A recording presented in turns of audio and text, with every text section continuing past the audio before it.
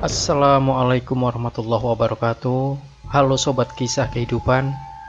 Bagaimana kabar Anda hari ini? Mudah-mudahan fine dan selalu dalam lindungan Allah Subhanahu wa taala. Senang sekali kami bisa kembali hadir menjumpai Anda, dan untuk kesempatan kali ini kami akan berbagi satu kisah nyata horor yang berjudul Bergaul dengan Pelacur Cantik yang Sudah Lama Meninggal. Dipecat dari pekerjaan sebagai General Manager Marine View di Jackson Island, Frank Lampard, 41 tahun, membuka usaha sex shop di King Cross, Sydney, Australia. Modal usaha toko kelontong yang menjual pernik kenikmatan ranjang dan alat-alat imitasi seksual itu dijalaninya dengan serius. Hasilnya cukup menggembirakan. Perharinya, Frank bisa memasukkan uang sebesar $30.000 Australia dengan rasio keuntungan 25%. Yang jadi masalah besar bagi Frank hanya sewa tempat yang cukup tinggi, berikut pajak usaha dan pajak-pajak lain seperti restribusi parkir dan juga PPN yang cukup besar. Tapi pria bujang tua itu tetap saja melenggang dengan usahanya. Walau margin keuntungan begitu tipis, setelah menghitung pajak ini dan itu yang memberatkan, pada suatu malam, sekitar 19.45 menit, waktu Sydney, datang seorang gadis cantik memakai blus merah dengan sal putih di lehernya. Gadis berambut hitam gelap itu berwajah Puerto Rico, suatu negara kecil di Amerika Selatan. Dengan wajah sumringah, gadis yang mengaku PSK di Bondi Beach itu memesan electric pump merek Pascaline Talk untuk kenikmatan sebelum tidur. Semacam vibrator karet perangsang kenikmatan seks. Aku selalu menggunakan alat itu sebelum melayani tamu. Oleh karena itulah, aku bertahan selama 10 tahun sebagai pekerja seks komersial. Desis gadis itu sambil memainkan kunci sedan Porsche warna biru laut yang terparkir di toko Frank. Walau mencuat perasaan ingin tahu menggantung di batin Frank, tapi laki-laki asal Derby County, Inggris Utara itu berdiam diri saja. Batinnya, bagaimana seorang pelacur seperti itu menggunakan alat agar dia juga merasa puas dalam melayani tamu. Tapi walau Frank tidak percaya, gadis umur 35 tahunan mengaku bernama Lila Kaparita itu bercerita dengan sendirinya. Tidak adil dong kalau saya hanya memuaskan pelanggan, sementara saya menderita. Walau saya dibayar saat melakukan hubungan seks, saya pun harus menikmati hubungan intim itu secara total. Desis wanita berkulit agak coklat dan cantik itu. Frank terus mencari barang yang sedang dicari gadis itu. Tapi sampai 20 menit benda itu tidak ditemukan. Namun Frank yakin bahwa benda yang dicarinya masih ada satu. Pekan lalu terjual 4 unit. Aku yakin barang yang Anda cari ada. Tapi aneh, kemarin saya masih lihat di sini adanya. Tapi sekarang kok tidak ada lagi ya? Tanya Frank, tidak menuntut jawaban. Mendengar Frank mengoceh sendiri, Lila Kaparita menggoyang-goyangkan kepalanya, sementara kunci Porsche terjatuh ke lantai dan dia memungutnya. Tapi kunci itu ternyata masuk ke bawah kolong rak VCD dan LD yang terpajang di bagian depan. Lila minta bantuan Frank mencari kunci Porsche itu karena mempertimbangkan pelayanan pelanggan. Frank berbaik hati mencari kunci bergantungan simbol lovers itu. "Oh, terima kasih. Anda membantu mencari kunci saya yang terjatuh," ungkap Lila berbahasa basi. "Ah, tidak apa-apa. Don't mention it," tekannya. Anehnya, kunci itu ternyata tidak ditemukan di kolong rak, di kolong meja kasir, dan kolong safety box pun tidak ada. "Kemana kunci Anda itu?" tanya Frank. Perempuan ayu kemayu itu menggeleng, kemudian mengembangkan kedua tangannya bertanda tidak mengerti. "Oh, misterius. Tempat ini tempat misterius," celetuknya. Pencarian kunci itu berlangsung lama. Untung malam itu tidak ada pembeli lain yang masuk. Frank Lampard berdua saja dengan Lila, dan mereka terus mencari kunci kontak itu ke tiap pojok. Makin jauh pencarian, makin tidak ada setitik pun tanda-tanda kunci itu akan ditemukan. Gila, benar-benar gila. Kemana kunci itu? Batin Frank. Tidak terasa waktu menunjukkan pukul 21 malam. Jam itu adalah jam toko Frank harus tutup. Sementara kunci mobil itu belum ditemukan juga. Bagaimana kalau Anda telepon ke rumah dan minta dikirimi kunci duplikat mobil itu? Usul Frank. Oh, maaf Tuan. Kunci duplikat yang Anda maksud, saya tidak mempunyai. Duplikat kunci mobil itu adalah yang hilang ini. Sementara yang aslinya sudah lama hilang, jawab Lila. Jadi bagaimana caranya? Kunci yang jatuh itu tidak ditemukan sama sekali di sini. Atau bagaimana kalau saya telepon montir dan dashboard dibuka, kabel kontak disambungkan dari dalam? Biasanya itu dapat dilakukan bila kunci hilang dan keadaan darurat. Bagaimana? Saya telepon montir, panggilan di nomor 3344 sekarang, desak Frank. Anda mengusulkan cara itu karena Anda mau buru-buru menutup toko ini kan? Tanya dia. Jujurnya iya Nona, dan sudah menunjukkan angka 9.15 malam, toko ini malah biasa saya tutup pukul 9. Jadi, maaf Nona, saya harus menutup toko ini, kata Frank. Ya, saya emang mengganggu Anda.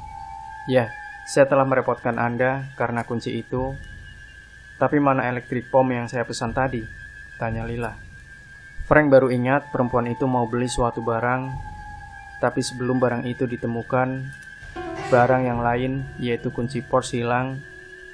Maka itu selama beberapa jam perhatian berubah dari elektrik pom ke kunci kontak yang raib. Barang yang dipesan ternyata ditemukan adanya di rak pojok kanan ujung, tertutup di balik korset karet. Benda itu segera diberikan Frank kepada Lila, dan Lila mengamati benda itu. Oh, bagus. Ini original, dan inilah yang biasa saya gunakan, celetuknya. Oke, saya ambil barang ini. Oh ya, berapa harganya? Saya kok tidak melihat label harga di produk ini, pancing Lila. Frank kembali memegang benda itu dan mencari label harga komputer yang biasa tertera di sisi kanan bungkus plastik bening. Oh, maaf Nona, labelnya terhapus karena cover barang ini pernah terkena bensin. Harganya $700. Ya, hanya $700, sungut Frank. Lila mengeluarkan dompet di dalam tas gantungnya. Setelah menghitung-hitung uang dalam dompet, Lila pun memberikan 7 lembar pecahan $100 kepada Frank. Lila memasukkan benda itu ke dalam tasnya, lalu pamit pergi meninggalkan Frank. Terima kasih Tuan, maaf saya telah merepotkan Anda malam ini, sorong Lila. Tapi bagaimana cara Anda menjalankan mobil Anda itu? Tanya Frank serius. Tenang Tuan, saya bisa membuka pintu dan menghidupkan mesin mobil itu dengan satu telunjuk kiri, katanya cuek sambil berlalu. Ekor mata Frank terus membuntuti punggung gadis itu. Dengan langkah pasti dia mendekati Porsche dan mengacungkan telunjuk kirinya ke arah pintu. Benar saja, pintu secara otomatis terbuka dan Lila masuk ke dalamnya.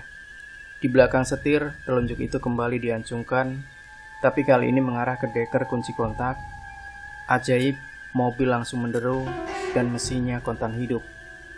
Perempuan itu memang hebat. Dia bukan saja pelacur, tapi juga ahli sulap profesional. Dia pastilah bukan WTS biasa, pikir Frank. Sebelum hanyut memikirkan wanita aneh itu, Frank buru-buru menutup kasir dan melipat rak-rak lipat ke ruang pojok.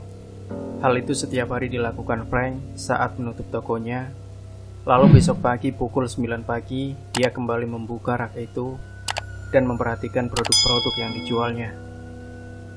Setelah merapikan ruang dalam, Frank menarik pintu rolling door dan menggemboknya. Sebelum meninggalkan toko dan keluar dari pintu darurat, tiba-tiba sebuah benda berdenting jatuh menimpa kaca. Retak bunyinya. Kaca pajangan pun menjadi retak. Oh Tuhan, suara apa yang jatuh itu? Pikir Frank. Penasaran mendengar suara benda jatuh, Frank kembali masuk ke dalam dan menyalakan lampu. Frank terkejut bukan kepalang. Ternyata benda yang jatuh itu adalah kunci mobil Porsche bersimbol Lovers. Astaga, itu kunci mobil perempuan Puerto Rico tadi, batin Frank. Dengan sigap, Frank memungut kunci itu dan mengamatinya. Di balik gambar Lovers tertera nama dan alamat jelas gadis pekerja seks komersial itu, Lila Karparita, Elm Palm Street, 33D Hamstring Long, North Sydney. Frank mengantongi kunci itu, dan pagi-pagi akan mencuri alamat gadis itu dan memberikan kunci yang hilang itu. Tapi ajaib, pikir Frank. Kunci itu kok jatuh dari atas, sementara hilangnya ke bawah. Aneh-aneh, apa yang terjadi dengan kunci ini? Pikir Frank bertanya-tanya dalam batin.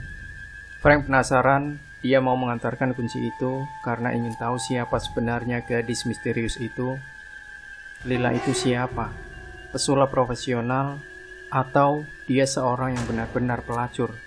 Besok paginya, Selasa 16 Juli 1999, Frank ke alamat yang tertera di kunci itu.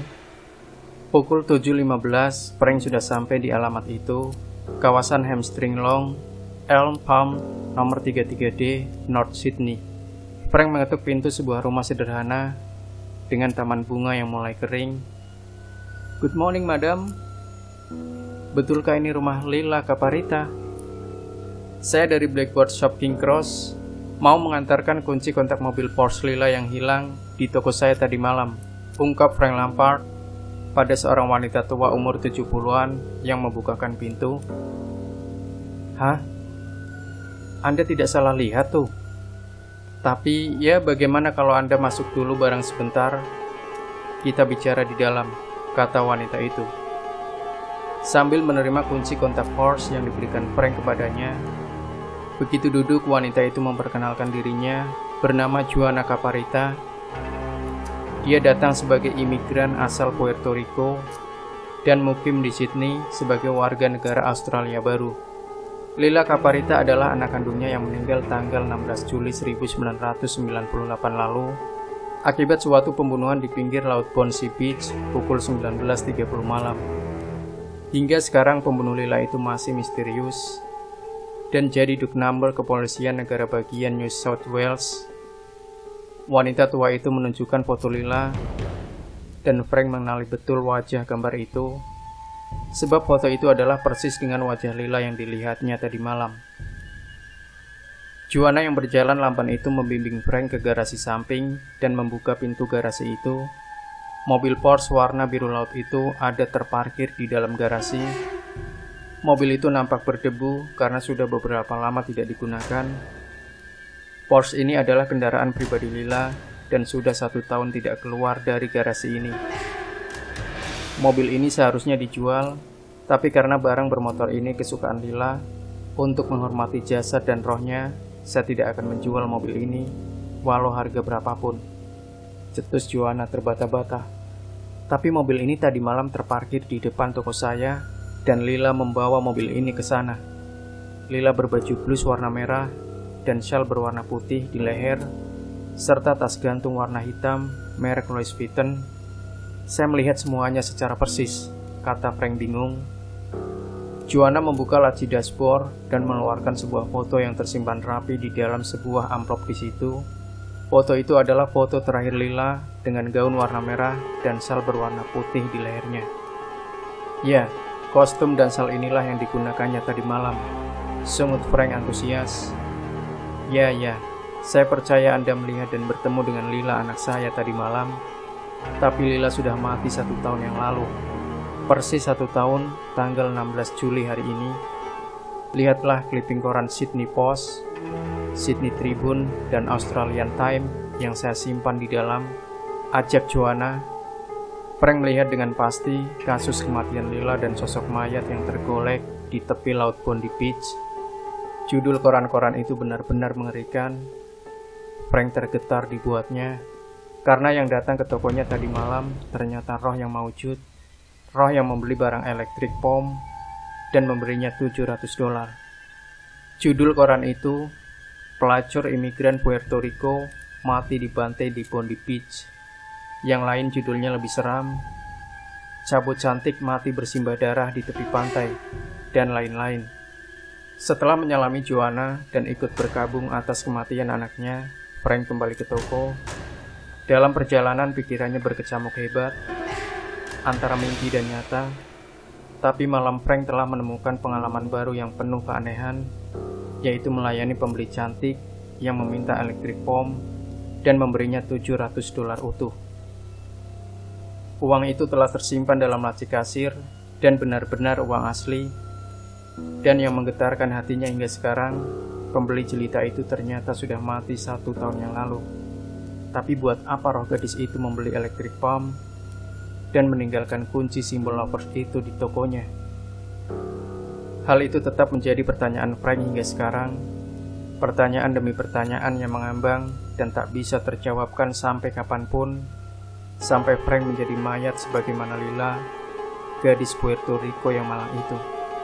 Yang lebih membuat Frank merasa aneh, uang $700 pembayaran Lila ternyata berubah menjadi $700.000 dan uang itu memenuhi kotak uang di meja kasirnya. Di atas tumpukan uang terlihat selembar surat. Isi surat itu berbunyi, "Tuan Frank Lampard yang baik, uang $700 sudah dirubah menjadi $700.000 secara sah.